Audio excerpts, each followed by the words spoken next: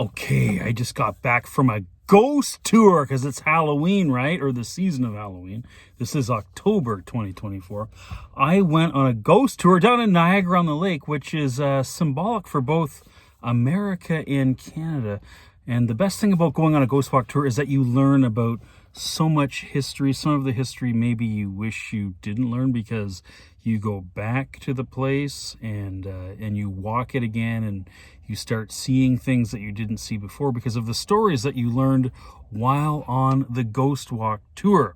So what can I say? Let's just go back to Niagara-on-the-Lake, 1812. It was America, okay? They've now come in and they've occupied the Canadian side of Niagara-on-the-Lake, the little town Niagara-on-the-Lake. And it was the British that were there defending that region against American aggression.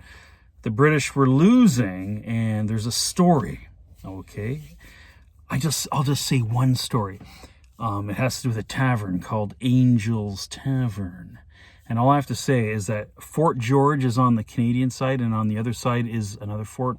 And you can just stand there, and as they tell the stories, and I'm not going to tell all the stories, but literally they're firing cannons back and forth at each other. And I just imagine if you go onto the river there and swim down, you could probably see cannonballs? I don't know, but let's get back to Angel's Tavern. Okay, so there's a British soldier standing outside, and the story goes like this.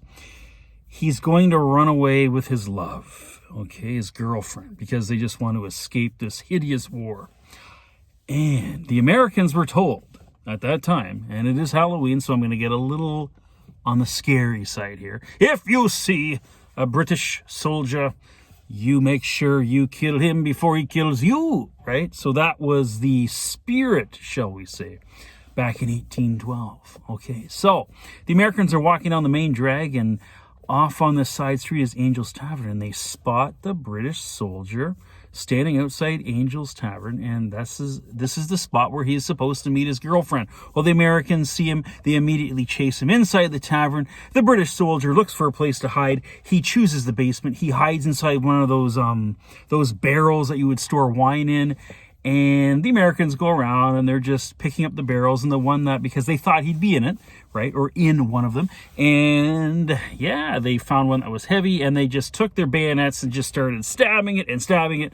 And then they opened the tap and the blood oozed out. And apparently this British soldier has been, I'm not sure if he still is, but the story goes he was haunting Angel's Tavern ever since. Now, for me, it's like, whoa, I've had girlfriends on dates that were late, and yes, I got annoyed. But here's a situation where her being late literally destroyed this man. Like, I can't think of a worse way to leave. And I just, who is he mad at? Why would he be haunting the tavern? Mr. British soldier that perished in such a horrid manner, why don't you go find where that girlfriend of yours is residing and go haunt that house? Because I put the blame on her.